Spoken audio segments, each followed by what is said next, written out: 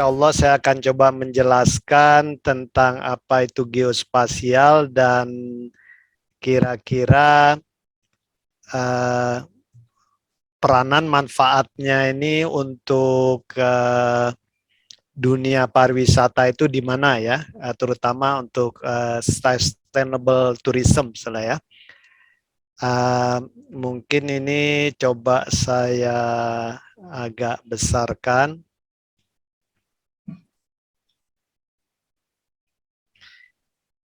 Jadi izin ini saya coba menjelaskan pertama tentang spasial dan geospasial ya. Saya ambil dari ini biar adik-adik dan rekan-rekan sekalian tahu di Indonesia ini kita sudah punya undang-undang terkait geospasial ya, nomor 4 2011 yang kemudian sedikit diupdate dengan Undang-Undang Cipta Kerja ya. Jadi spasial ini dari kata space lah ya, space itu ruang ya, ruang nanti terkait objek atau kejadian ya, yang mencakup lokasi, letak dan posisi ya. Karena segala sesuatu itu pasti ada lokasi posisinya lah ya. Kayak tadi saya bertanya setiap hari itu di mana sih lokasinya, nah ya, misalnya Karangsetra, nah itu menunjukkan posisi lokasi ya. Karena informasi tanpa lokasi, tanpa posisi, letak menjadi kurang berarti ya, bingung kadang-kadang kita. Nah, kalau geospasial seperti dikatakan Prof. Noah tadi, geo itu bumi, spasial ini dari space kalau bahasa Inggris ya, ke ruangan. Jadi ruang kebumian. Nah, memang di Indonesia kalau berdasarkan definisi legal ini, pengertian ruang kebumian itu tidak hanya di permukaan bumi ya, tapi juga di atas, misalnya yang terkait dengan aspek meteorologis, dan di bawah ya, di bawah permukaan bumi yang terkait aspek-aspek geologi dan geofisik ya. Semuanya masuk dalam ranah geospasial. Jadi menunjukkan lokasi, letak, posisi ya di permukaan bumi, di atas, di bawah dari suatu objek atau kejadian ya. Nah, itu pengertian spasial dan geospasial.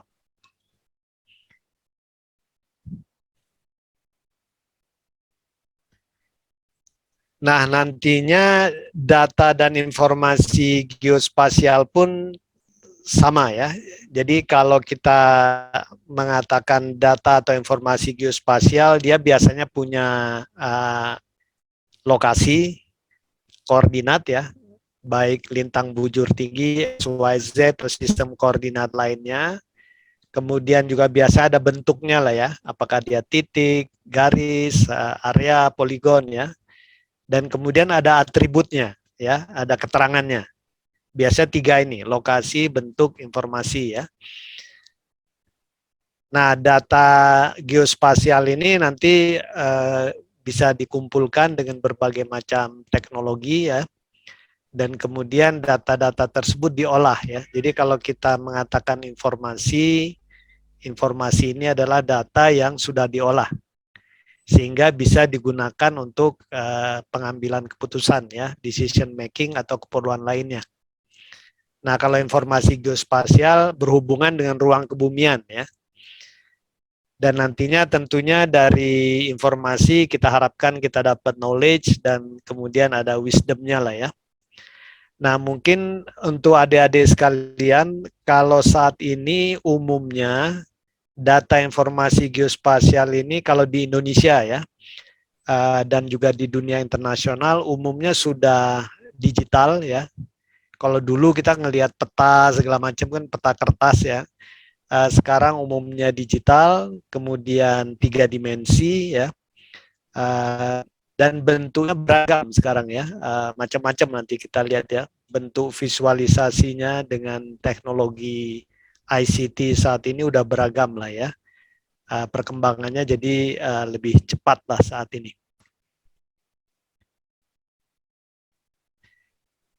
Nah, kalau mau sedikit lebih detail, jadi data geospasial ini data yang sifatnya geometrik, keruangan ya. Dia bisa berupa jarak antara 2 titik, bisa berupa sudut ya, bisa berupa tinggi atau beda tinggi, bisa berupa koordinat ya. Kalau kita pakai GPS tipe navigasi, kita dapat koordinat ya. Kemudian bisa berupa foto udara, bisa berupa foto terestris, bisa pasang surut laut, bisa citra satelit ya dari satelit remote sensing, bisa point cloud dari terrestrial laser scanning, berat. Jadi banyak sekali sebenarnya ya, data dan informasi geospasial. Dan nanti setelah kita proses, kita bisa dapat umumnya sih yang orang awam melihat tuh peta ya. Apakah peta dasar, peta tematik, bisa peta dasar laut, peta batimetri ya, jaring kontrol, atau digital elevation model, bisa juga city model atau juga bangunan gitu ya, atau juga digital surface model ya, macam-macam. Dan dari sini muncul banyak keilmuan ya, dari data dan informasi geospasial, geodesi, geomatika, geografi, geospatial intelligence, macam-macam sekarang ya. Bahkan yang terbaru ya digital twin, multiverse ya. Dan nanti tentunya pemanfaatannya ya salah satunya untuk pariwisata dan ekonomi kreatif ya.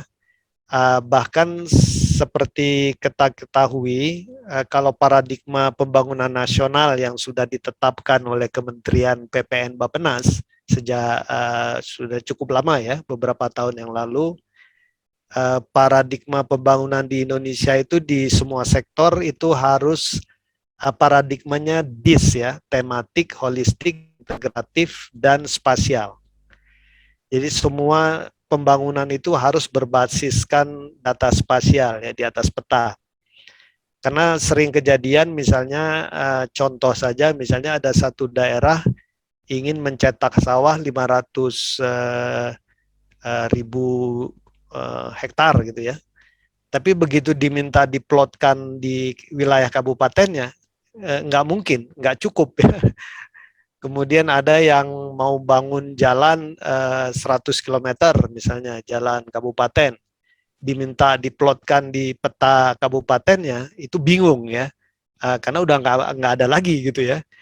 Nah, jadi sekarang ini pemerintah semua rencana pembangunan di semua sektor itu harus berbasiskan spasial ya, agar jelas gitu ya, agar efektif, efisien untuk semuanya ya.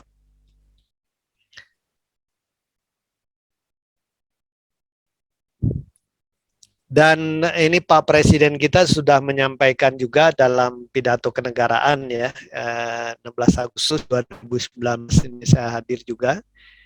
Jadi beliau sudah mengatakan bahwa data dan informasi ini menjadi semakin penting ya.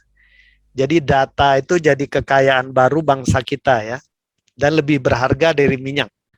Bahkan adik-adik mahasiswa tahulah orang-orang kaya di dunia ini sekarang itu umumnya yang menguasai bergerak di data dan informasi ya, yang punya Facebook, yang punya Amazon ya, semua yang terkait data dan informasi ya, atau yang punya media besar ya seperti Murdoch ya.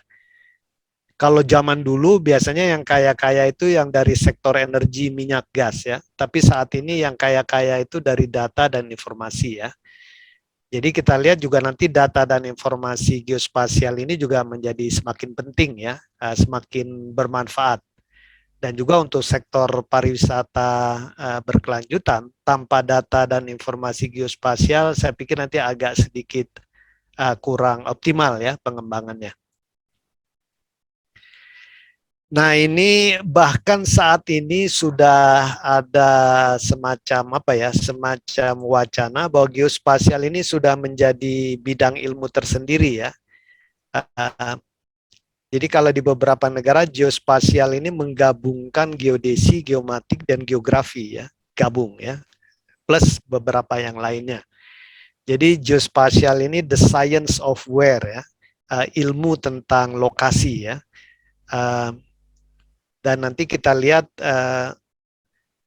tahapannya itu mulai dari pengumpulan data, visualisasi dan pemetaan, kemudian analisis dan pemodelan spasial, perencanaan dan desain spasial, pengambilan keputusan berbasiskan data spasial ya, sampai ke mendukung berbagai sektor pembangunan ya, termaksud pariwisata ya. Dan sekarang ini sudah biasa data informasi geospasial itu diintegrasikan dengan data-data lain ya, data statistik, sosial, ekonomi, lingkungan, kependudukan, keuangan ya, digabungkan ya. Dan nanti tentunya kita di Indonesia ya harus siap-siap juga ya.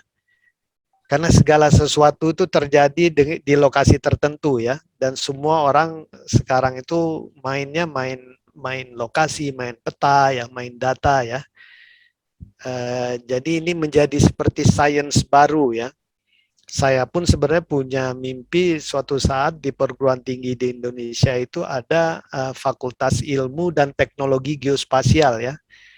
Di dalamnya nanti setidaknya ada geodesi, ada geomatik, ada geografi ya, ada data science, ada informatik ya, gabung semua ya. Tapi ya walau alam nanti kita lihat ya ininya ya.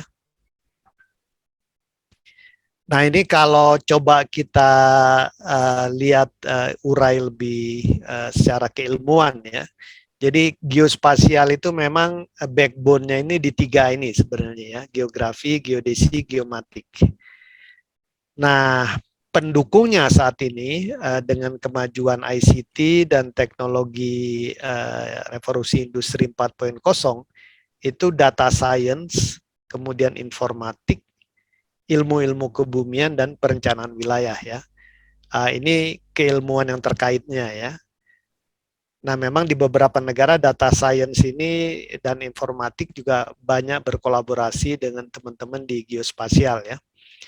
Dan nanti aktivitasnya ini mulai dari penentuan posisi, survei pemetaan, navigasi, tracking, surveillance ya, imaging, scanning, GIS, spatial analysis, modeling, remote sensing di sini ya, earth observation modeling, spatial planning and design, digital twins and metaverse ya. Sekarang ini memang berkembang pesat ya. Dan saya lihat nantinya untuk sustainable tourism, ecotourism ini akan bermanfaat lah ya. Jadi perkembangannya ini di dunia geospasial cepat sekali saat ini. Nah sayangnya di Indonesia kita ya di dunia pendidikan belum mengikuti dengan cepat juga ya. Kita masih terkotak-kotak dengan prodi yang berbeda-beda ya. Nah ini buat adik-adik sekalian, spektrum teknologi geospasial ada 4 yang besar ya sebenarnya, meskipun nanti bisa dipecah lagi. Jadi yang ada kelompok GIS dan Spatial Analytics ini ya, di sini GIS biasanya yang besar. Kemudian ada GNSS dan positioning ya. Contohnya kalau adik-adik misalnya punya GPS di dalam handphonenya, nah GPS itu sebenarnya bagian dari GNSS ya. Kita punya sistem lain lagi, ada Beidou dari Cina, ada GLONASS Rusia ya, Galileo Uni Eropa, dan GPS dari Amerika. Nah ini biasa untuk navigasi, penentuan posisi di dalam ruang, untuk survei pemetaan dan lainnya ya. Kemudian ada yang Earth Observation. Ini mulai dari satelit remote sensing, bisa pakai pesawat, foto udara ya. Atau zaman sekarang yang ramai kan pakai UAV, pakai drone ya. Nah, itu di Earth Observation. Dan kemudian ada yang scanning ya. Kita men-scan pakai laser untuk 3 dimensi terutama ya. bisa dari pesawat, bisa dari terrestrial location, ya, bisa dari satelit, ya. Dan pemanfaatannya memang yang banyak itu di Earth Observation dan GNSS dan positioning, tapi yang lain-lainnya juga banyak ini, ya. Ini spektrum teknologinya. Nah, ini yang adik-adik sering lihat lah ya, GPS biasa selalu di handphone kita ada GPS, ya. Uh, Harapannya sih nantinya di handphone itu ada perangkat yang bisa mengamati semua satelit, ya. GLONASS ini punyanya Rusia, Beidou ini Tiongkok, Galileo Eropa, GPS Amerika, ya. Dan saya pikir di sektor wisata ya ini banyak dipakai, ya. Kita pun kalau mau ke tempat wisata kan biasanya pakai GPS plus Google Map, ya. Uh, jadi ini memang sudah kita pakai sebenarnya, ya, dalam pergerakan menuju atau mencari lokasi wisata, kita biasa pakai GPS lah, ya. Nah, kemudian remote sensing tadi seperti dikatakan Prof. No, ya. Kalau kita pakai Google Map ini sebenarnya banyaknya dibangun berdasarkan citra-citra satelit, ya.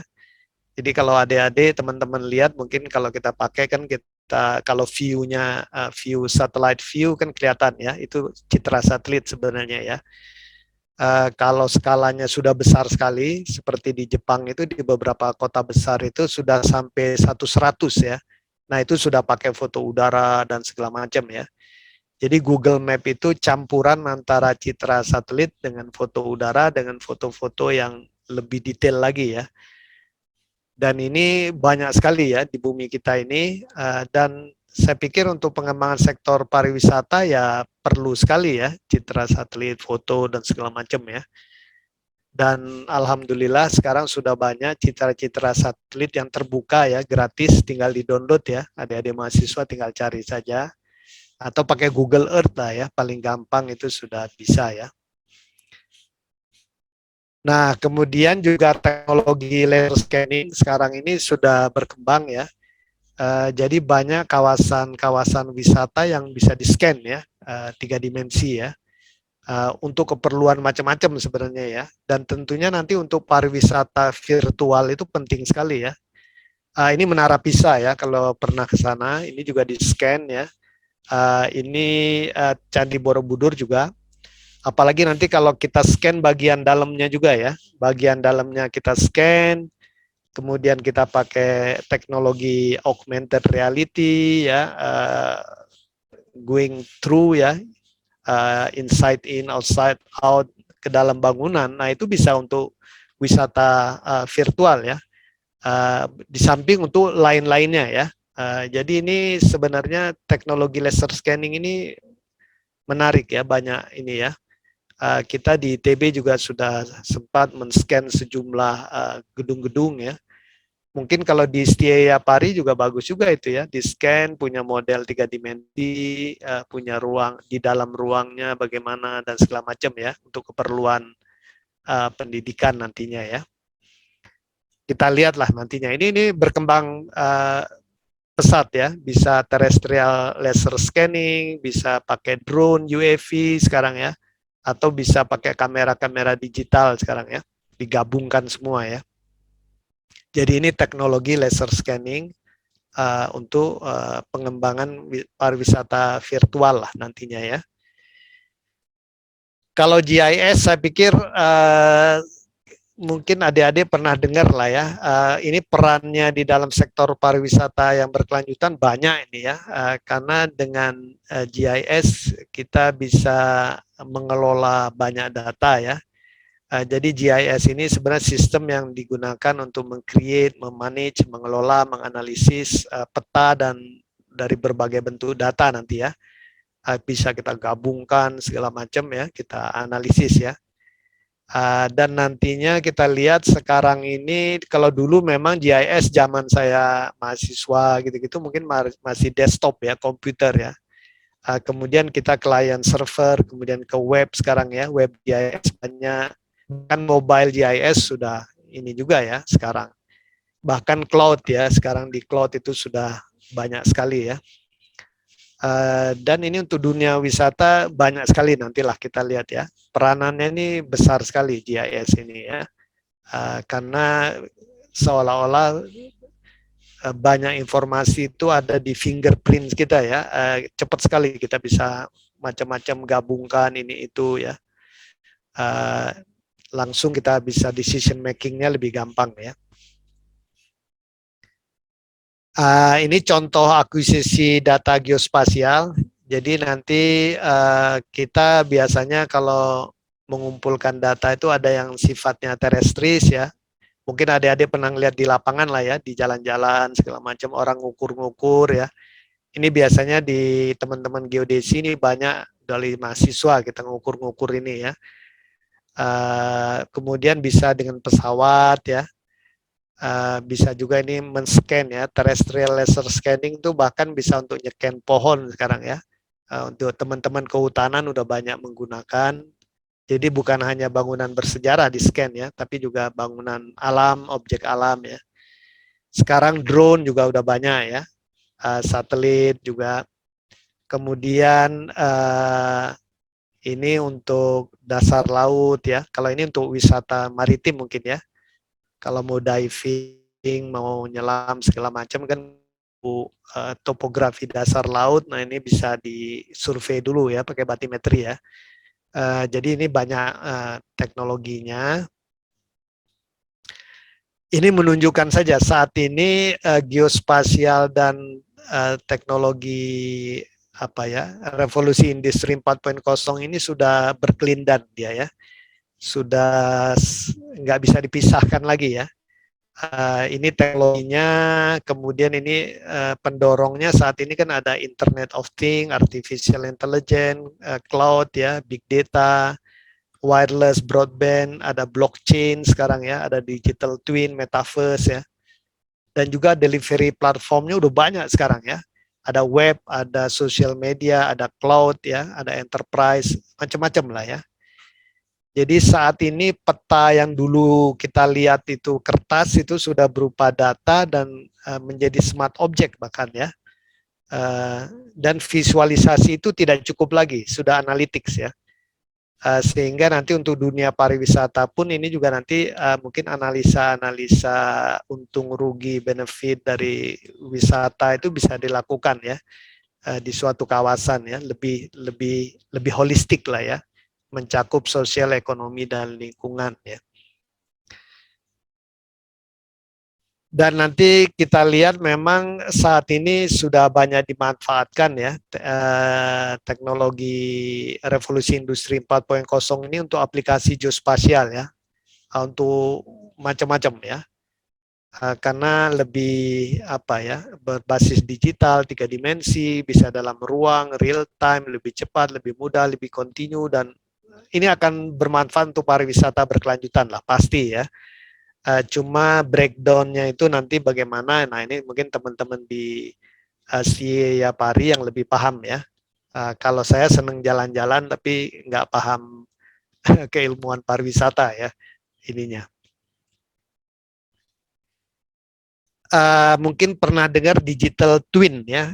Digital twin itu jadi kita seperti ingin membuat kembaran daripada sesuatu yang real ya. Kalau tadi kelihatan kalau Candi Borobudur di secara geometri didigitalkan jadi 3 dimensi, nah itu bagian dari digital twin. Tapi digital twin itu bukan hanya objeknya yang digitalkan ya, tapi proses-proses hubungan-hubungan yang di dalamnya ya. Jadi geometri dan non geometrinya itu digitalkan. Jadi ada padanannya di ruang digital. Jadi kalau misalnya Setia Pari mau di digital twin kan, jadi gedungnya ada, di dalam ruangannya ada juga, kemudian orang-orangnya siapa, duduk di mana itu tuh ada di dunia mayanya, ada kembarannya ya. Itu yang namanya digital twin ya.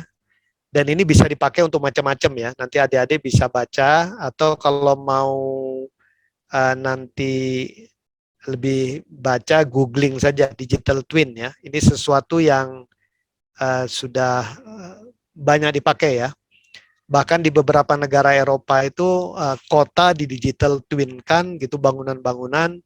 Nanti contohnya yang sudah bersertifikat, atap-atap bangunannya itu dibeda-bedakan gitu ya.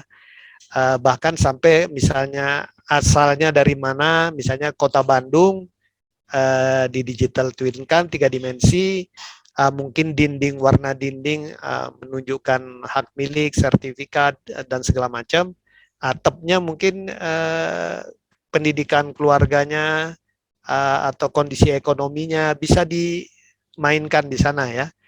Macam-macam ya. Jadi proses-proses atribut sosial ekonomi itu berusaha dicari kembarannya, tinggal legendanya saja nanti ya. Dan tentunya untuk pariwisata, jelas untuk pariwisata virtual ya pasti ya, kalau untuk digital twin.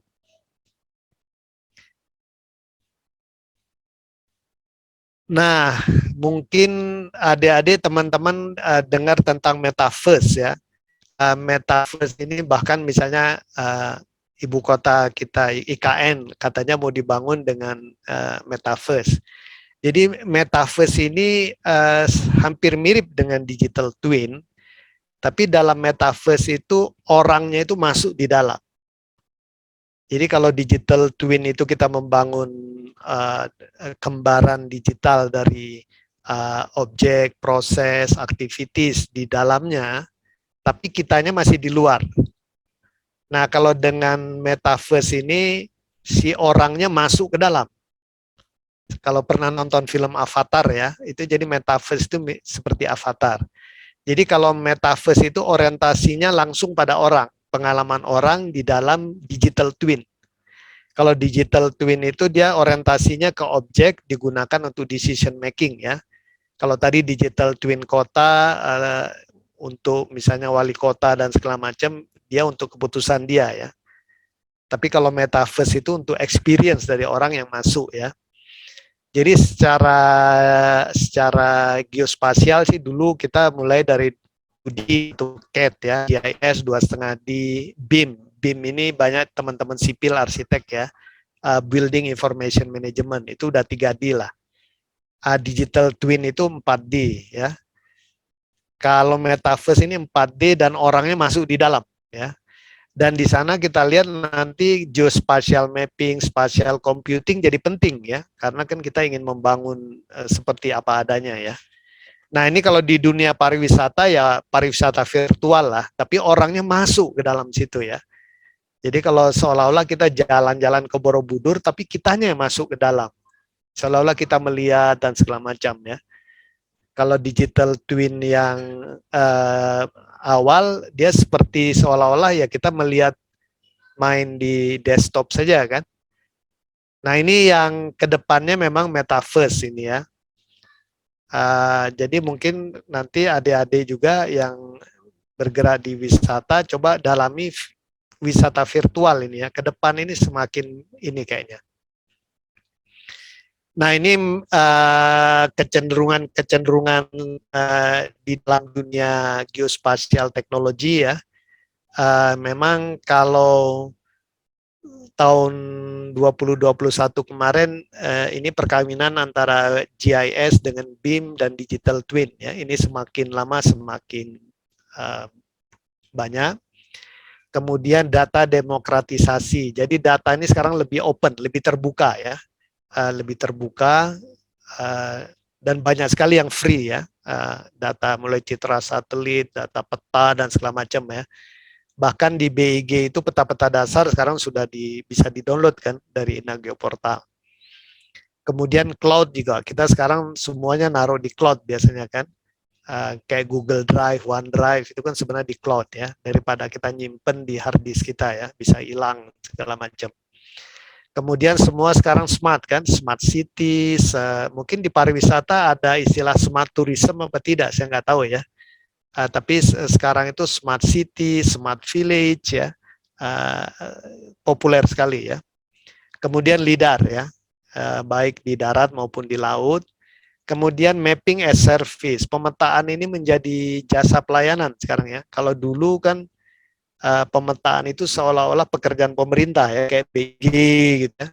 Tapi kan sekarang bergerak lebih cepat kan ya, banyak swasta-swasta yang perusahaan-perusahaan yang menawarkan pemetaan, apalagi dengan drone dan segala macam ya. Jadi kalau di sektor wisata misalnya katakanlah di Ciwidey ingin dikembangkan perlu peta cepat kan, orang sekarang ya tinggal pakai drone dan segala macam, pakai jasa aja ya, jasa pemetaan ya. Jadi berkembang mapping as service ya. Dan kemudian tentunya semua ini mengecil ya, semua bertambah kecil, bertambah inilah ya. Misalnya contohnya seperti GPS receiver yang sekarang masuk ke handphone ya. Waktu saya dulu kuliah di Kanada tahun 86-an, itu GPS receiver yang saya pakai itu masih gede, segede microwave itu ya. Tapi sekarang udah seperti genggaman tangan ya. Jadi cepat sekali ya mengecilnya. Nah, kalau di Indonesia ini sekedar gambaran saja. Jadi di Indonesia itu informasi geospasial ini dibagi dua biasanya ya. Ada yang sifatnya dasar ya. Jadi misalnya jaring kontrol, peta-peta dasar, itu yang menyelenggarakan BIG ya di sini. Kemudian ada yang peta-peta tematik, peta-peta wisata dan segala macam ini masuk di sini ya. Nah ini yang penyelenggaranya yang boleh membuat, boleh kementerian, lembaga, pemerintah daerah, atau perseorangan boleh ya. Jadi kalau adik-adik mahasiswa ingin bikin peta-peta tematik pariwisata juga silahkan ya. Syaratnya memang kalau bisa di atas peta dasar yang dikeluarkan oleh BIG ya. Nanti adik-adik bisa baca lah kalau mau baca lebih detail ya. Tapi ini konstruksinya semacam ini di Indonesia. Jadi yang informasi geospasial dasar ditangani pemerintah pusat, dalam hal ini BIG.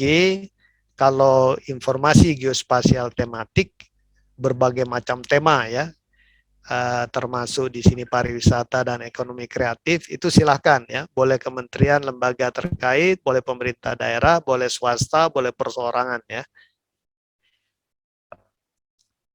Nah, di kita juga jaring kontrol ini sudah hampir, ini biar adik-adik tahu, biasa di lapangan ada tugu-tugunya.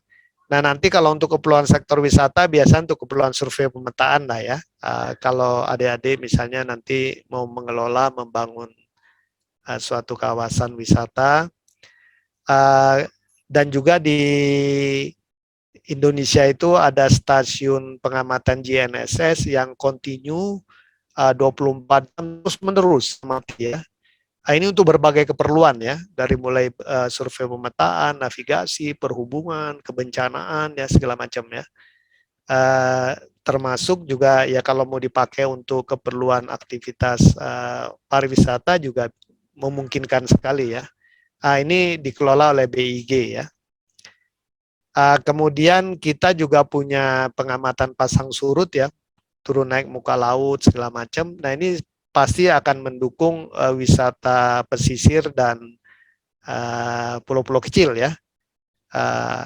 Kan kalau di laut, di pantai kita kan ingin tahu kapan pasang naik, pasang surut dan segala macam ya. Datanya bisa kita dapat dari BIG ya, bahkan dari online-nya ya. Ini ada sekarang ini kira-kira 206 stasiun lah ya, seluruh Indonesia. Nah, kemudian peta-peta dasar juga kita ada di Indonesia, dibangun oleh dari Bako Surtanal dulu ya. Sebelum BIG kan namanya Badan Koordinasi Survei dan Pemetaan Nasional ya. Sejak tahun 1969 kalau Bako Surtanal.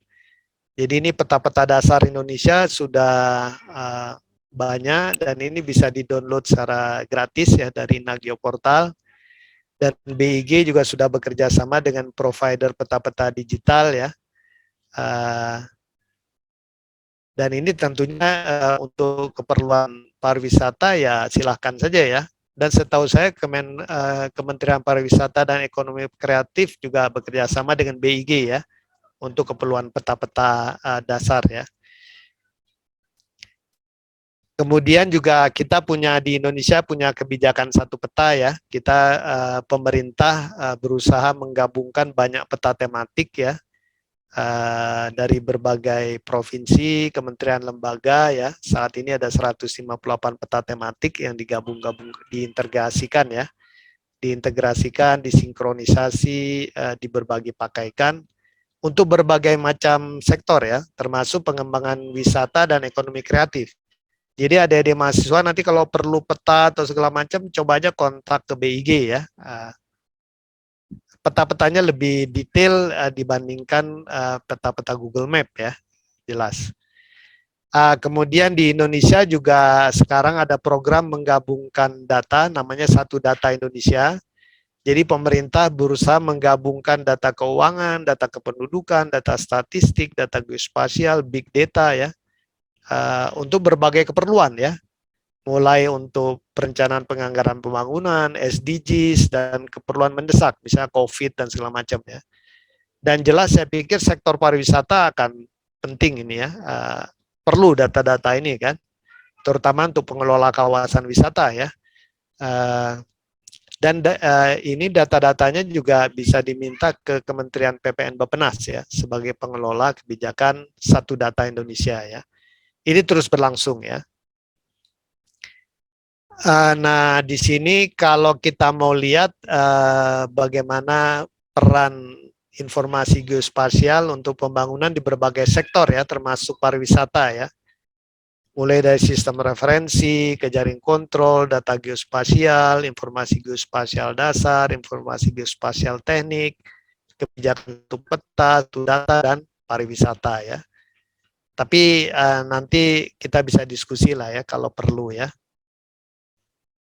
Nah, sekarang kita lihat pemanfaatannya. Ini contoh pemanfaatan saja, tapi kalau saya lihat sebenarnya pemanfaatannya banyak sekali ya di bidang sektor pariwisata ya. Mungkin justru adik-adik, rekan-rekan lebih paham ya. Ini saya contoh saja yang kepikiran oleh saya.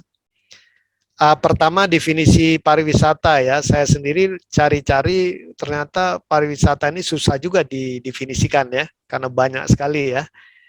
Tapi ini saya ngambil dari UNWTO aja yang mungkin lebih umum ya, dan dari AHA ya. Jadi kalau kita lihat selalu dalam wisata itu selalu ada pergerakan ya, pergerakan dan ada traveling ya. Jadi ini kan pasti terkait dengan geospasial lah ya, karena kan posisi, lokasi, bergerak dan segala macam ya. Apalagi kalau kita ngelihat 11 tipe wisata ini ya, semuanya rasanya perlu lokasi ya, perlu lokasi posisi lah. Kalau mau wisata ya perlu ya. Jadi secara implisit sebenarnya kita semua sudah menggunakan data informasi geospasial ya dalam berwisata ya. Cuma kadang-kadang ya nggak aja ya. Kalau saya lihat sustainable tourism pun, kalau saya lihat kegiatannya banyak sekali sebenarnya yang perlu lokasi lah ya, perlu lokasi, perlu peta, perlu macam-macam ya. Dan mungkin ini bisa didiskusikan lebih lanjut ya, tapi saya yakin data dan informasi geospasial dalam bentuk peta, koordinat, lokasi, atau macam-macam berguna lah untuk sustainable tourism ya. Mungkin adik-adik, bapak, ibu lebih paham lah ya. Dan sektor pariwisata ini sektor penting sebenarnya ya. Waktu saya di BIG pun saya kadang-kadang ketemu teman-teman ekonomi kreatif ya dan pariwisata. Memang pariwisata ini apa ya? Dia kekuatan ekonomi yang bisa menarik sektor macam-macam ya, sektor informal dan segala macam kan tertarik dengan adanya wisata ya. Kontribusinya ke pembangunan tuh besar lah ya. Dan ini juga data-datanya ada. Dan juga tourism ini juga bermanfaat untuk seluruh SDGs ya, goal SDGs ya. Mungkin teman-teman lebih paham lah di sini ya. Tapi saya pribadi yakin ya, pariwisata ini penting ya. Kita lihat begitu dari pandemi COVID, itu kawasan wisata drop dan ini dampaknya kemana-mana ya, ke sektor-sektor lain ya, dan bahkan meningkatkan kemiskinan. Kalau turisme berkurang ya repot ini ya, terpengaruh semua ya. Jadi saya pikir memang penting. Nah, kalau kita lihat SDGs, kenapa geospasial penting? Karena kalau kita lihat 3 komponen utama SDGs ya, sosial, ekonomi, dan lingkungan, semua itu anchor-nya, konektornya itu selalu lokasi. Oh, terjadi kemiskinan. Di mana? Oh, di Jawa Barat. Kemiskinan yang sangat parah di mana lokasinya? Selalu nyebut lokasi ya.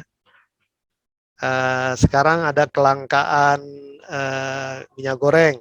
Di mana yang langka? Apakah semua Indonesia langka gitu ya?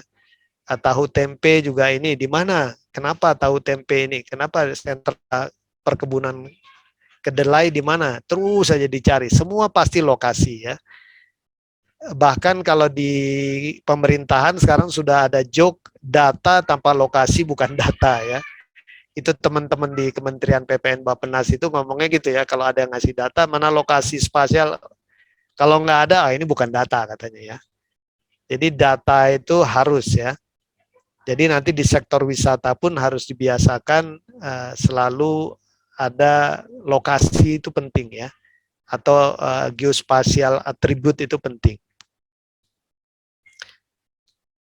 Dan kalau peta tematik, beragam peta tematik, saya pikir untuk pariwisata berkelanjutan kita langsung paham lah ya. Peta itu pasti penting ya. Dan fitur yang disukai dari peta tematik itu biasa skala besar. Jadi kalau kita ingin membangun kawasan wisata ya minimal kita mungkin perlu skala 1.000 atau lebih besar ya. Kita maunya 3D digital yang paling baru kalau bisa up to date ya. Dan kalau bisa berbasis desa ya, apalagi kalau nanti untuk desa wisata ya.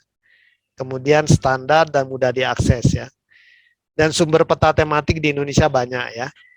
Jadi ini dari data dan informasi geospasial mungkin peta-peta tematik ini perannya untuk pariwisata berkelanjutan ini banyak ya. Ini topik besar sendiri ya. Ini contoh juga untuk peta wisata ya. Saya coba browsing beberapa ada yang bagus-bagus ya. Ini Jogja misalnya ya. Ini Bali. Meskipun sebagai wisatawan kadang-kadang saya ingin zoom lebih dalam ya. Kalau misalnya saya ingin ke Bedugul misalnya ya, saya zoom lebih detail ya. Saya ingin tahu di sana ada hotel apa saja, ada rumah makan apa saja, dan segala macam ya. Saya ingin peta-petanya ya. Bahkan saya ingin tahu musim hujan di sana kapan, dan segala macam ya. Ini penting ya. Jadi berbagai macam informasi, tidak hanya geospasial ya, tapi data-data yang lain, sosial, ekonomi, budaya itu penting ya. Ada yang mencoba bikin secara 3 dimensi ya. Ini di Pakistan ini ya, terkenal ini ya, Khyber Pakhtunkhwa ini ya, tourist attraction. Ini juga saya lihat bagus juga ya. Meskipun nanti kalau bisa ya ini ada di mobile telepon ya, bisa diklik, bisa di ini ya. Kemudian ini di utara Jepang juga mereka buat lebih menarik lah ya. Ya tentunya saya nggak tahu ya, adik-adik mahasiswa diajari nggak bikin peta wisata yang atraktif, yang bagus gitu ya, yang apa istilahnya untuk anak muda lah ya, itu menarik ya bikin peta wisata semacam ini ya. Kemudian kalau GIS jelas ya, kalau kita mau misalnya ke Bogor, kita mau nginep di sekitar Kebun Raya Bogor, kan kita biasanya masuk ya, apakah ke booking.com kita cari hotel yang harganya berapa, Tapi nanti kemudian kan kita ingin lihat kamar hotel seperti apa gitu ya, kamar mandinya seperti apa. Ada beberapa hotel yang nunjukkan gitu ya secara virtual reality ya, jalan masuk kamar mandi dan segala macam ini itu ya. Itu juga ya untuk pariwisata jadi penting ya. Jadi GIS ini membantu turis dalam merencanakan kebutuhan selama berwisata ya. Misalnya kita mau ke Labuan Bajo, kita ingin nyari hotel yang sesuai dengan anggaran kita, apakah restoran-restoran halal apa tidak di sana, objek wisata di itu apa saja ya selain Pulau Komodo dan macam-macam lah ya. Kemudian mencapai lokasi yang paling gampang kalau dari Bandung gimana? Apakah naik pesawat, apakah Bandung, Labuan Bajo ada apa enggak? Kalau enggak ada ke Jakarta dulu atau gimana gitu ya. Dan macam-macam nanti ya. Untuk agensinya juga dia perlu ya untuk hotel manager dan segala macam ya. Jadi GIS ini sekarang penting lah ya. Siapa yang menguasai data dan informasi spasial, dia akan menguasai Medan ya. Dan dia akan menguasai bisnis ya. Saya yakin di dunia industri wisata pun begitu. Siapa yang menguasai data, informasi, sosial, ekonomi, lingkungan, dan turis, dia akan menguasai ya. Kita sering lihat lah banyak lokasi wisata yang tutup karena nggak bisa mengelola data informasi secara baik ya. Padahal potensinya besar ya, walau alam ya. Dan ini kalau teman-teman adik-adik mau lebih detail ya, GIS itu misalnya lokasi itu untuk kalau inventarisasi sumber daya wisata ya. Jadi kadang-kadang di kita itu kan tidak terinventarisasi ya. Misalnya kita mau ke Maros itu yang bukit-bukit kapur kan, ramang-ramang gitu ya. Saya lihat di kawasan tersebut sebenarnya banyak sekali objek. Tetapi wisatawan nggak tahu sebelumnya. Padahal kalau saya bilang ke teman-teman kalau ada peta digital dari daerah tersebut dan setiap objek di sana itu ada muncul di peta, itu akan lebih menarik ya. Kemudian lokasi-lokasinya dan segala macam ya. Kita kurang detail di situ saya lihat ya. Kita kurang detail dan kurang canggih, kurang milenial dalam mempresentasikan sumber daya turisme, sumber daya wisata di suatu daerah. Nah, kalau menurut saya data informasi geospasial itu bisa dimanfaatkan untuk itu ya. Apalagi sekarang dengan banyaknya media sosial dan segala macam ya, internet dan segala macam ya. Saya suka jalan sebenarnya dari dulu ya. Itu salah satu kendala saya itu kadang-kadang saya gamang gitu, nggak tahu di sana ada apa aja ya. Kawah Putih ada apa aja sih di Ciwidey? Nah itu nggak ada yang jelasnya. Cuma tahu ada kawah, tapi sekelilingnya kan sebenarnya banyak objek lain ya.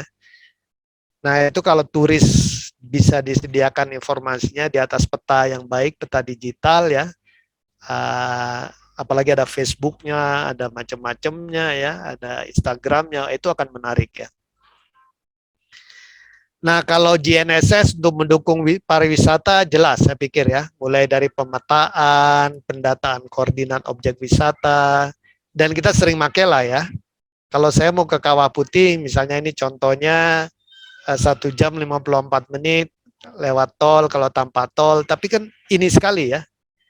Kita sebenarnya bisa buat di sepanjang jalan ini ada objek apa saja ini, banyak sekali. Kemudian di sininya bisa di zoom, wah bisa ini lagi ya. Banyak ya, banyak adik-adik ini sebenarnya banyak potensi potensi pengembangan wisata tuh banyak sekali ya. Jadi nggak usah takut kehilangan kerja kalau mungkin lulusan setiap hari ya.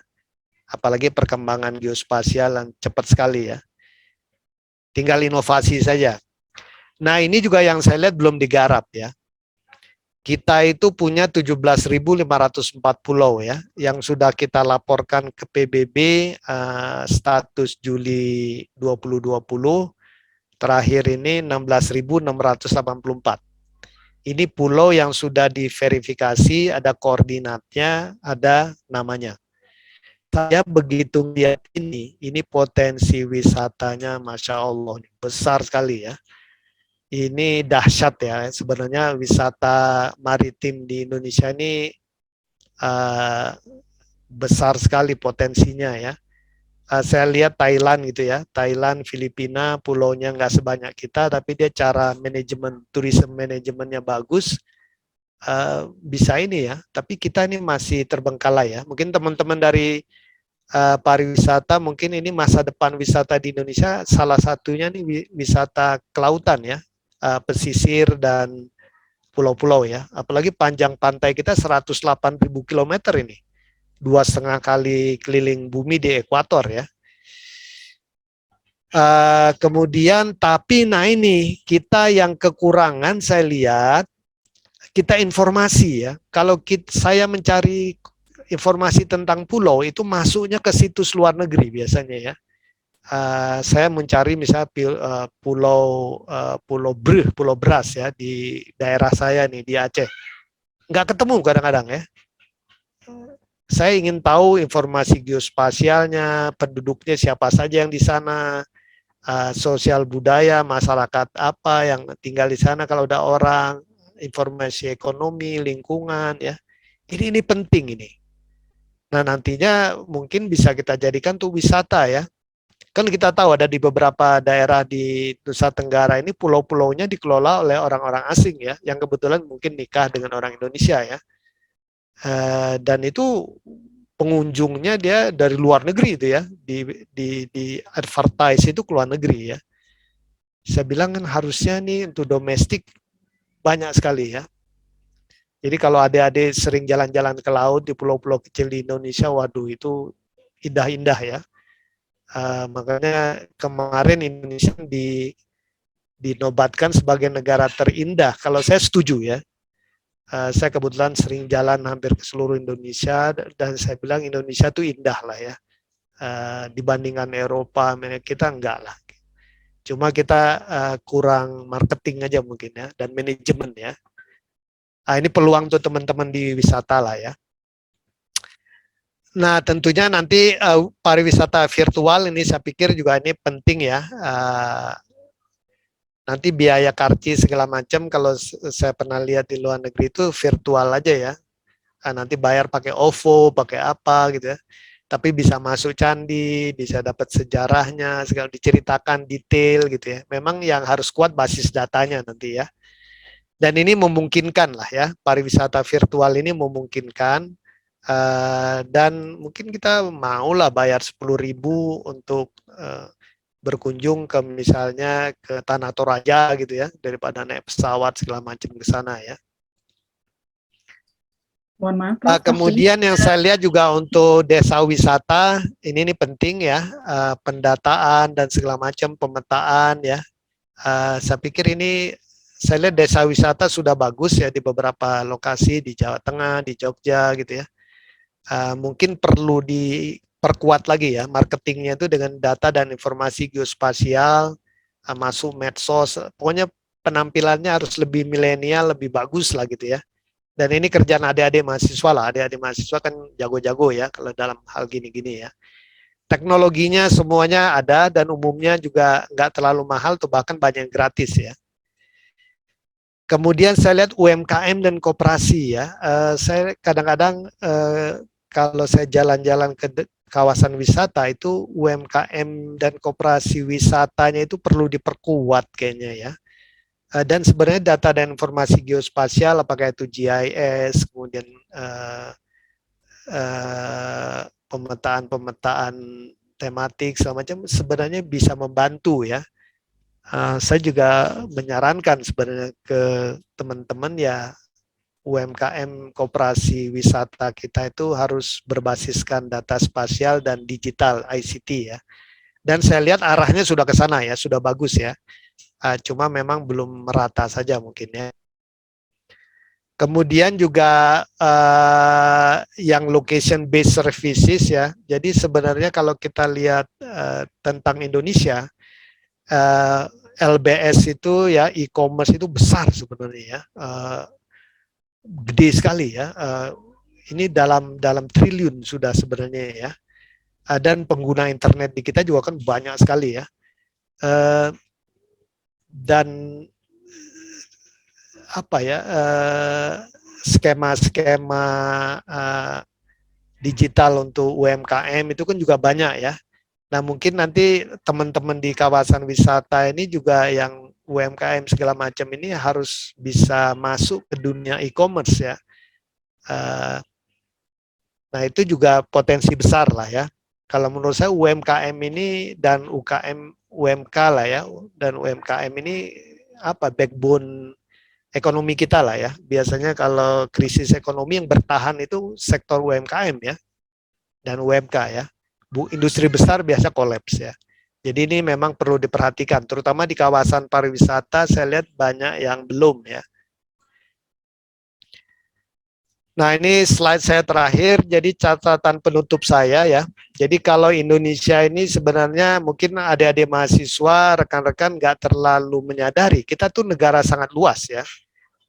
Sabang Merauke nih, dari Sabang sampai Merauke itu 5.146 km kalau saya hitung. London, Inggris ke Baghdad di Irak itu cuma 4.100 kilo lah. Jadi kita negara sangat luas ya.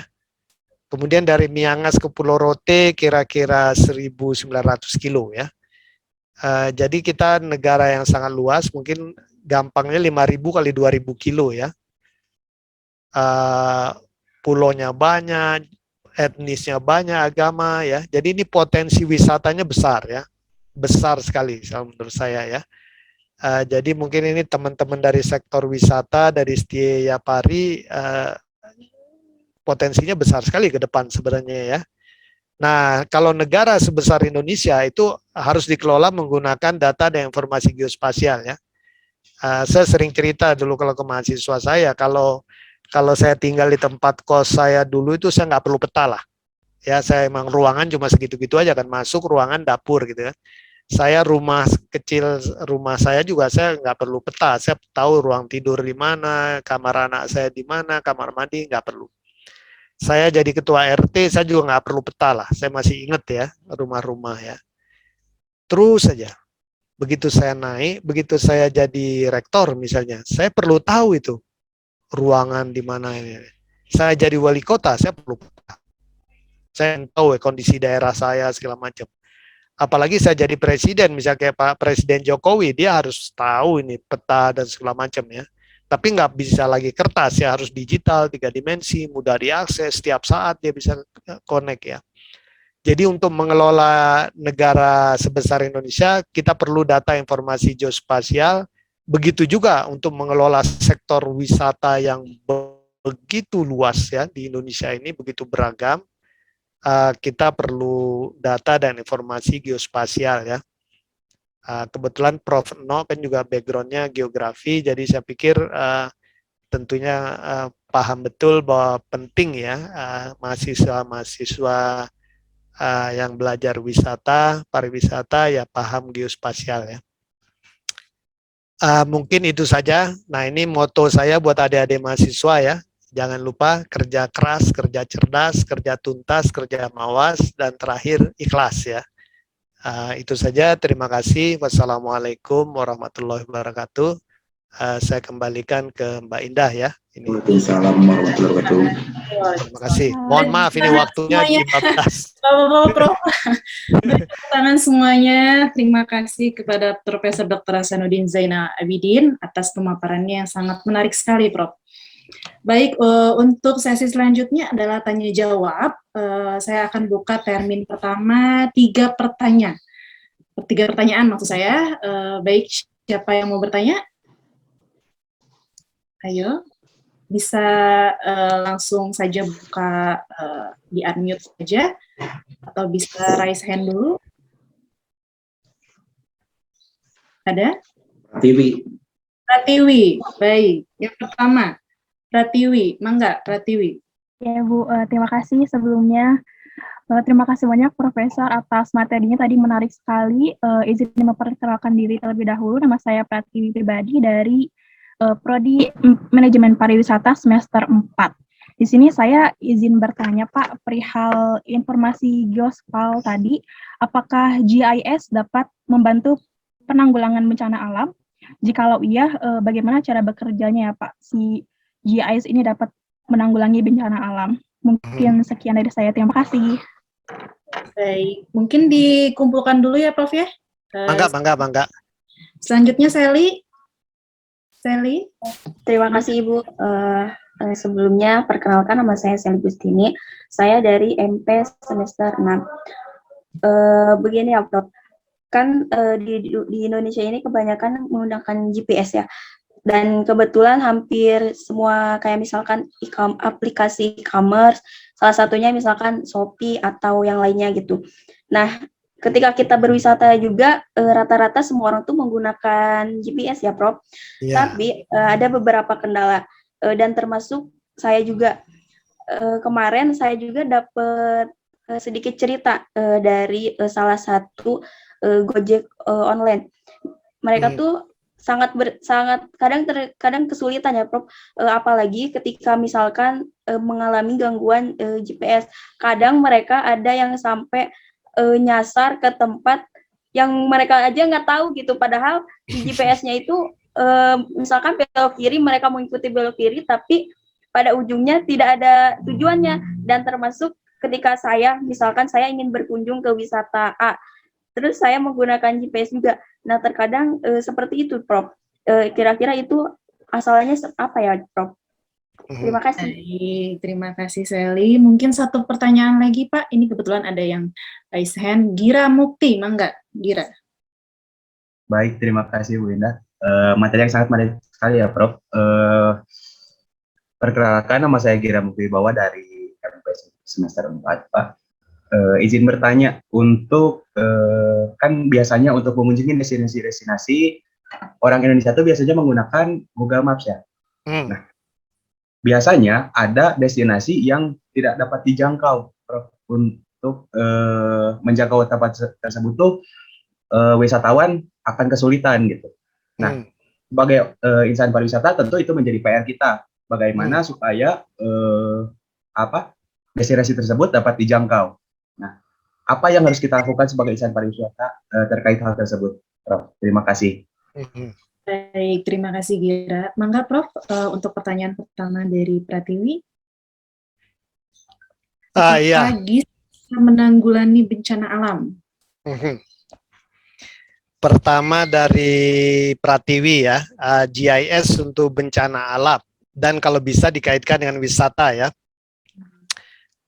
Betul, jadi GIS ini kan kemampuannya dia bisa mengintegrasikan berbagai layer peta ya, berbagai jenis peta, kemudian kita analisis. Contohnya kalau misalnya terkait longsor, sebenarnya kan kita di peta dasar itu ada kemiringan ya, hipsografi. Kita tampilkan, kita bisa langsung lihat. Jadi kemungkinan bencana longsor itu akan terjadi di kawasan-kawasan yang lerengnya curam ya, misalnya di atas 50 derajat. Tapi mungkin kita lihat lagi kondisi tanahnya, begitu kita superimpose ya. Saya nggak tahu di Mbak Indah, di mahasiswa ini dapat kuliah GIS apa nggak ya? Kita adanya geografi pariwisata, Pak. Oh, geografi pariwisata ya. Nah, biasanya kita ingin lihat juga, yang lerengnya miring-miring ini tanahnya keras apa enggak? Kalau kita lihat peta geologinya, superimpose. Kalau yang batuan keras misalnya andesit gitu-gitu, biasanya enggak, potensi longsornya enggak. Tapi kalau misalnya kita lihat, tanah lempung, segala, ini kemungkinan. Kemudian kita mau lihat lagi tutupan lahannya. Meskipun dia misalnya miring, tanahnya lempung, tapi kalau tutupan lahannya masih hutan lebat, mungkin masih aman gitu ya. Nah, nanti, ternyata sudah jadi perkebunan rakyat. Nah, ini bahaya ini ya. Kayak seperti di Garut dulu kan, yang terjadi longsor banjir bandang itu. Nah, nanti kita bisa delineasi di sana. Nah, nanti kalau misalnya ada kawasan wisata dekat-dekat situ, ya hati-hati juga. Jangan bikin kawasan wisata yang di atasnya itu kawasan longsor. Kan pernah kejadian di daerah Malang atau kawasan wisata begitu hujan di atasnya longsor, banjir bandang, kesapu semua itu. Saya lupa itu beberapa tahun yang lalu ya. Nah ini yang sebenarnya bisa digunakan ya. Misalnya kalau misalnya dengan GIS kita juga bisa misalnya di Jawa Selatan yang rawan tsunami mana. Itu bisa sebenarnya ya. Bisa diplot sumber-sumber gempa kemungkinan di mana, topografinya bagaimana, kita simulasi dengan GPS kalau terjadi tsunami, air itu masuk misalnya sampai 30-50 meter. Oh, kalau mau bikin kawasan wisata jangan persis di pantai, naik bukit ya. Itu contoh ya. Tapi to be honest ya, di kita ini kadang-kadang ya orangnya mungkin merasa punya nyawa lebih gitu ya. Kadang-kadang saya juga bingung. Ini sudah pasti, apalagi kalau yang bikin peta, saya pernah kejadian itu, mau ke Jakarta lewat jalan lama, di kawasan Cianjur itu ada rumah makan itu, yang ada apa, rumah makan gurame yang baby fish itu ya, terkenal itu. Saya bilang pakai Google kata teman saya ya. Terus jadi si Google ini salah ngasih koordinat si warung itu. Saya bilang enggak, harusnya udah lewat. Enggak Pak, di Google masih di depan. Begitu nyampe itu bukan warung itu. Jadi emang salah si yang masukin datanya ya. Jadi nanti meskipun teknologi itu sudah bagus ya, tapi pendataan peta itu juga penting ya. Jadi kalau di kawasan wisata misalnya di Maribaya itu juga harus detail ya. Oh ini jembatan ini itu segala macam, di tagging pakai koordinat, namanya harus benar. Karena nanti kalau nyari ya peta mah sesuai dengan masukan kita ya. Jadi untuk adik-adik nanti yang bekerja di sektor wisata, kalau mendata objek-objek wisata dan namanya itu harus benar ya. Jangan sampai salah gitu ya ininya ya.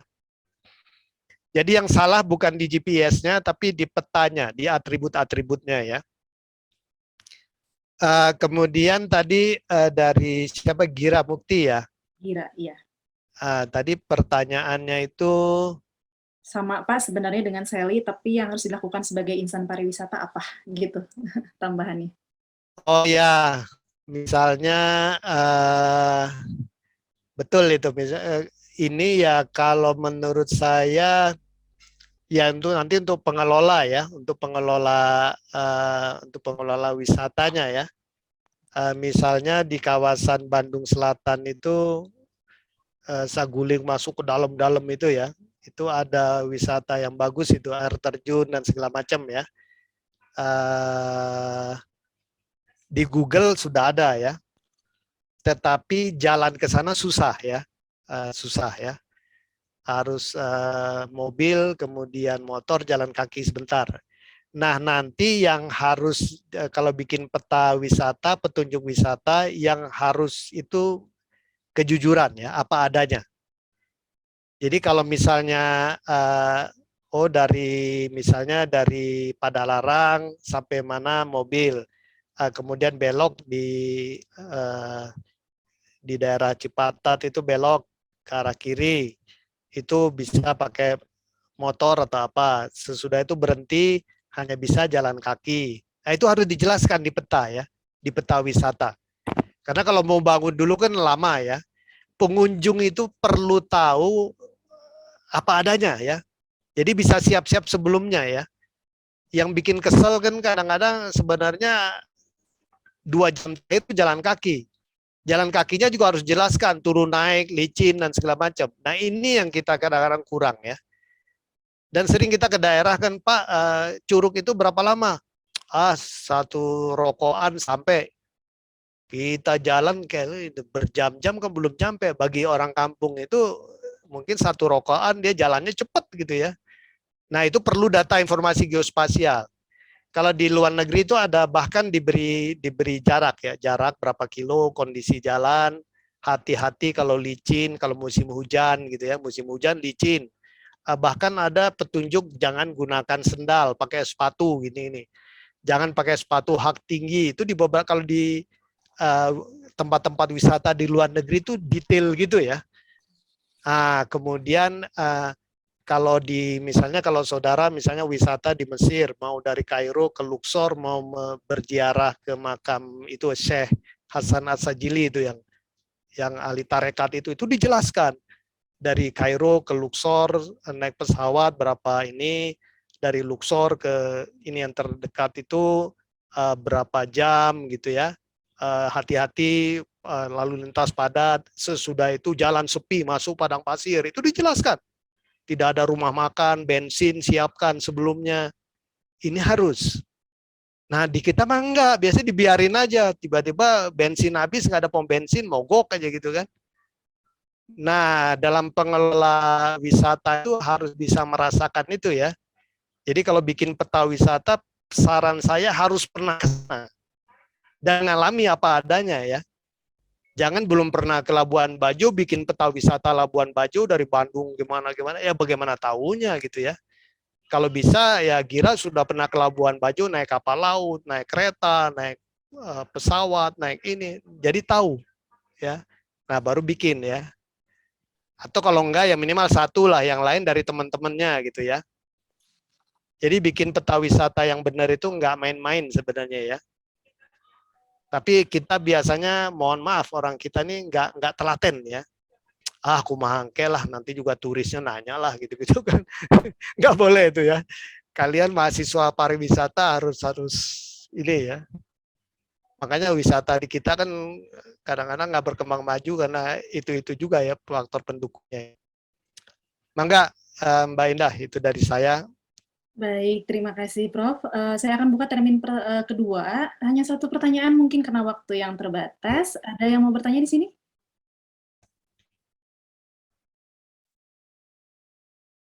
Oke, dari Fikri Irfan. Baik, bisa disampaikan secara singkat dan jelas, Mangga? Baik, terima kasih banyak Prof atas pematerian yang luar biasa. Sebelumnya perkenalkan, saya Fikri Irfan, mahasiswa Sains Informasi Geografi UPI. Izin bertanya Prof, bagaimana cara memetakan sosial kultural seperti kebudayaan, adat, dan tradisi dalam data spasial untuk mendukung informasi geospasial pariwisata? Kemudian, apa saja bentuk data spasial di bidang sosial kultural? Terima kasih banyak Prof. Baik. Ya, terima kasih. udah satu ini aja Mbak Indah ya. Ya. Kalau mau ada lebih juga boleh sih sebenarnya ya. Mangga, untuk mungkin satu pertanyaan lagi dari Ibu Lia mungkin Ibu. Ya, Mangga. Mangga. Satu lagi ya Prof. Jadi Mangga, kalau saya kan ini kan Jumatannya kan jam 12, jadi aman ini mas kalau saya. Baik, mungkin dua pertanyaan saja. Baik, untuk Bu Lia. Ya, terima kasih Bu Indah. Menarik sekali Prof untuk ini. Saya lihat Prof, kalau kita bikin itu sebaiknya set plan dulu atau peta dulu. Karena kan kita punya rancang dulu ya, wilayah ini akan digunakan, baru kita buat peta. Lalu saya juga melihat ada di beberapa desa wisata itu udah ada yang menarik, Prof. Ketika dia sudah peta, di tempat titik tertentu kemenarikan itu ada barcode. Di barcode itu ada berisi tentang riwayat, sejarah, atau kegunaan atau manfaat. Jadi handphone kita juga dipakai untuk menggunakan melacak histori apa atau riwayat apa yang ada di dalam peta itu. Itu namanya apa tuh, Prof? Itu saja, terima kasih. Baik, terima kasih Bu Lia. Mangga Prof bisa langsung ditanggapi. Ya, jadi pertama dari Fikri, bagaimana memetakan aspek sosial, budaya, ekonomi ya. Ini memang susah-susah gampang ini ya. Pertama tentunya unitnya ya, unit terkecilnya apa dulu. Misalnya apakah mau unitnya home base gitu ya, setiap rumah gitu ya. Saya pernah bilang ke teman-teman yang di Pemkot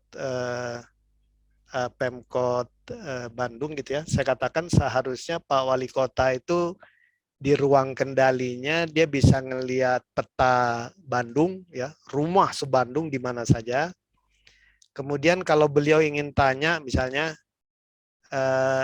di dalam rumah ini saya ingin tahu yang tinggal ini bapaknya ini orang mana. Coba tampilkan yang orang Sunda di mana saja, bapaknya, keluarganya. Yang kemudian yang bapaknya orang Jawa di mana, atau orang suku lain. Kemudian yang Sunda atau Sunda Jawa atau Jawa Jawa dan segala macam. Coba diplot. Jangan sampai nanti wali kota Bandung kaget ternyata yang di dalam kota Bandung yang tinggal itu kebanyakan bahkan bukan orang Bandung gitu yang aslinya ya. Yang aslinya Bandung mungkin tinggalnya di luar kota Bandung malah di kabupaten ya. Dan data itu nggak ada mungkin. Sebenarnya ada kalau mau diurut dari data-data KTP, Dukcapil segala macam ya. Sumber datanya itu tinggal nanti diplotkan di peta. Atau mungkin bisa juga yang ingin tahu agamanya ya. Di Bandung itu yang Islam di mana saja tinggalnya, berapa persen yang Kristen, Katolik, kemudian Buddha, segala macam ini ya. Belum yang lain-lainnya. Sebenarnya bisa ya dari data-data Dukcapil itu bisa ya, bisa digabungkan, disegregasi, di superimpose dengan peta digital rumah per rumah ya.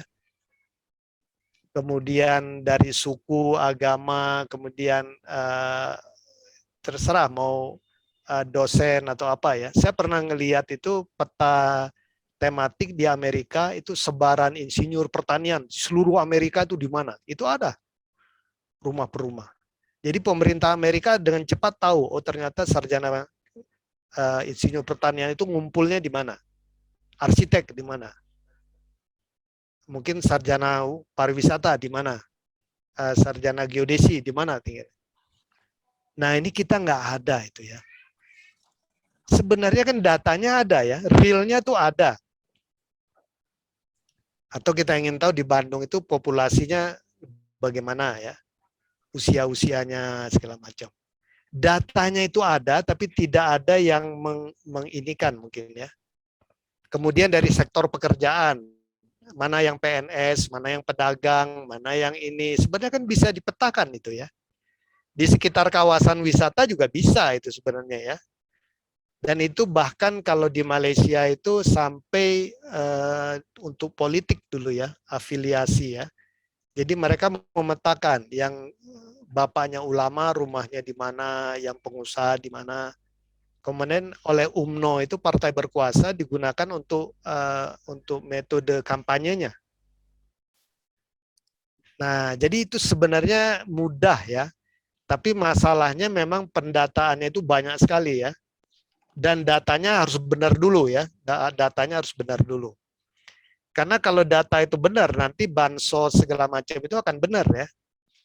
Kan kemarin itu dari Kemensos kan banyak diprotes, orang yang harusnya nggak dapat bansos, orang yang udah meninggal juga ada di data bansos dan segala macam.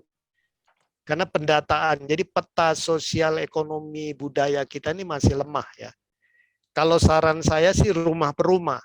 Memang ada sekarang peta sosial budaya tapi sangat global gitu ya. Kawasan Bandung ini nggak untuk decision making nggak main ya, nggak bisa dipakai. Jadi kalau untuk decision making itu harus ke level household ya, di rumah itu ada apa gitu ya. Nah, itu harus mendetail ya. Kelemahan kita tuh di detail ya, di detail. Padahal the devil is in the nitty-gritty ya. Masalah itu di hal yang kecil-kecil biasanya ya. Jadi kalau Fikri, Irwan, saya pernah saran ke teman-teman Dukcapil, harusnya itu data-data Dukcapil itu di-share dengan kementerian lembaga lain, dijadikan background ya. Dan Dukcapil itu kalau bikin sensus itu rumah per rumah, dan di koordinatnya di-tag kalau bisa ya.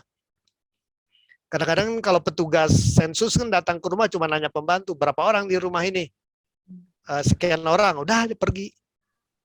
Padahal datang harusnya di koordinat di tag, kemudian formnya sampai bapak dia tinggal di sini orang mana? Orang Aceh Pak, istrinya orang mana? Orang Jawa misalnya. Nikah tahun berapa? Anaknya berapa? Kuliahnya di mana? Ini pekerjaannya apa? Ini terus saja. Data itu dikumpulkan. Coba bayangkan kalau digabungkan semua data itu dipetakan, wah itu dahsyat itu ya. Itu penting itu. Untuk kalau teman-teman wisata tentunya di sekitar kawasan wisata itu didata ya. Kalau di sekitar kawasan wisata orangnya miskin-miskin dan segala macam ya bikin wisata bagaimana gitu ya. UMKM-nya bagaimana gitu ya. Karcisnya berapa harganya gitu-gitulah ya. Jadi untuk Fikri ini menarik sebenarnya ya. Tapi di kita ini terus terang saja di pemerintahan nggak ada yang bikin peta-peta sampai level household ini ya, peta tematik ya. Dan di daerah saya juga nggak tahu di Bandung, Kabupaten Bandung, kayaknya nggak ada nih. Saya nggak pernah lihat ya. Tapi ya, yang jelas petanya ya datanya harus benar ya. Karena kalau datanya salah, petanya detail, nah ini juga merusak ya, distraktif ya. Garbage in, garbage out. Makanya satu data Indonesia itu untuk membereskan itu sebenarnya pemerintah. Tapi ternyata minta ampun ya. Sekarang aja minyak goreng hilang, gula harganya naik, daging naik. Kita nggak punya data. Ya. Ibu-ibu mungkin pada pusing semua gitu kan, tapi nyari datanya di mana gitu ya. Dan kita nggak tahu kemana sektor kedelai ini dari mana, sumbernya dijual kemana, itu nggak ada secara digital ya, nggak terbuka. Itu tuh peta ekonomi ya, peta ekonomi kita juga rantai pasoknya nggak jelas ya. Tapi kalau kita ngomong ini nanti Fikri susah ya, banyak lah. Tapi untuk mahasiswa ya saran saya yang begini-begini dijadikan topik skripsi ya. Nggak usah Indonesia dulu lah. Kalau mahasiswa UPI ya Kabupaten Bandung dulu lah ya. Atau kalau kecil ya cari aja lah kelurahan mana gitu ya. Satu kelurahan aja minta ampun itu ya. Dulu pernah mahasiswa saya itu saya minta buat sistem informasi geografis di kawasan bencana Gunung Guntur di Garut itu dipetakan ya. Sampai dia punya saudara di mana dan segala macam. Jadi maksudnya kalau gunung ini meletus, kita ingin tahu si penduduk ini punya saudara di sekitarnya apa enggak? Kalau ada saudaranya di Kadungora, di Leles segala macam, oh dia aman, dia bisa mengungsi ke sana. Tapi kalau enggak bagaimana? Nah, pekerjaannya apa? Terus saja ya. Nah, terusnya digunakan oleh Badan Geologi ya untuk mitigasi ya. Itu contoh ya. Jadi peta sosial budaya rumah per rumah itu ekonomi juga penting ya. Tapi basisnya rumah per rumah. Jangan basisnya ke desa, kecamatan itu nggak main itu ya. Untuk decision making nggak main itu. Nah, kemudian dari Bulia, duluan mana site plan atau peta? Kalau menurut saya mulai dari peta dulu. Peta, site plan, peta detail. Biasa begitu ya. Karena mau bikin site plan kan juga harus ada petanya. Ya kan?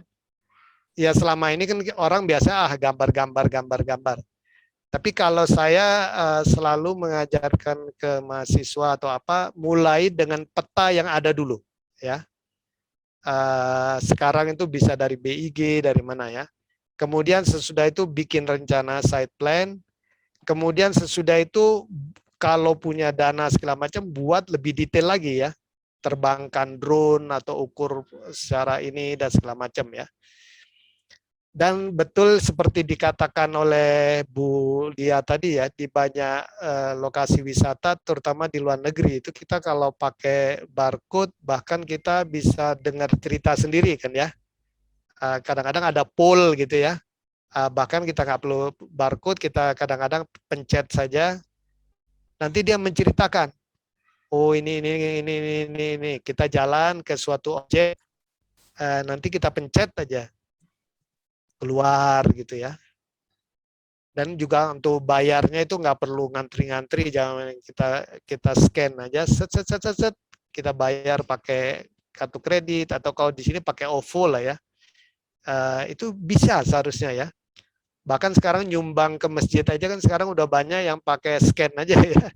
Kotaknya nggak perlu pakai kotak amal berjalan ya. Di depan masjid udah ada, kita set, kita tinggal isi aja berapa ribu ya.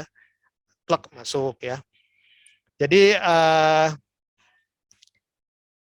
perkembangan pariwisata itu kalau inovasinya bagus, ini anak-anak muda terutama ya. Anak-anak muda nih saya yakin bisa lah itu ya. Misalnya saya jalan-jalan ke Maribaya ya, kadang-kadang ada air terjun, kita kan cuma ngeliat air terjun aja, ini air terjun ini ceritanya apa dan segala macam kita nggak tahu gitu ya. Harusnya ada kayak sesuatu yang nggak tahu, kita nyeken sesuatu atau kita mencet sesuatu, dengerin ya. Oh, kisah tentang air terjun ini, oh tahun berapa waktu saya mahasiswa dulu pernah ada yang jatuh ke situ, tenggelam gitu-gitu kan. Orang tuh ingin belajar sesuatu ya. Kemudian kalau mau jalan kaki ke Maribaya kan bisa lewat Tahura gitu ya, nyampe, atau jalan mobil. Kemudian dari Maribaya kita bisa jalan kaki ke Kebun Kina, turun di ujung Berung gitu kalau mau kan. Nah yang begitu-begitu ini nggak ada informasinya ya. Biasa berdasarkan pengalaman atau cerita-cerita saja ya. Jadi betul Bu Lia, ini sebenarnya banyak hal bisa kita lakukan ya. Potensi wisata ini besar sekali di Indonesia ya. Cuma memang manajemennya kalau menurut saya dan teknologinya harus ditingkatkan lah. Ya ini teman-teman dari Stiepar lah yang ini ya, dan teman-teman sekolah pariwisata lainnya ya. Kalau saya seneng jalan-jalannya aja, wisatanya. Yo, terima kasih. Baik, terima kasih Prof. Dan untuk para peserta yang sudah bertanya, mungkin waktu pun yang sudah membatasi perjumpaan kita. Baik Prof, selanjutnya ada penyerahan e-sertifikat oleh Ketua Stiepar Yapari, Profesor Dr. Nok Mariani MS. Mangga untuk dibantu oleh tim IT.